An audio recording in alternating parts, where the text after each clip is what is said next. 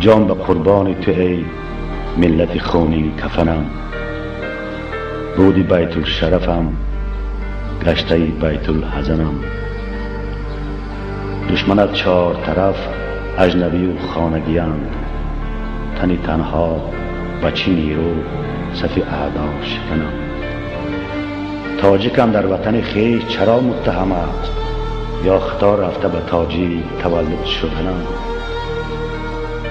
ای خراسان تو بگو ساحت ایران ویچ کو، من از این فاجعه چون شکوه به یزدان نکنم.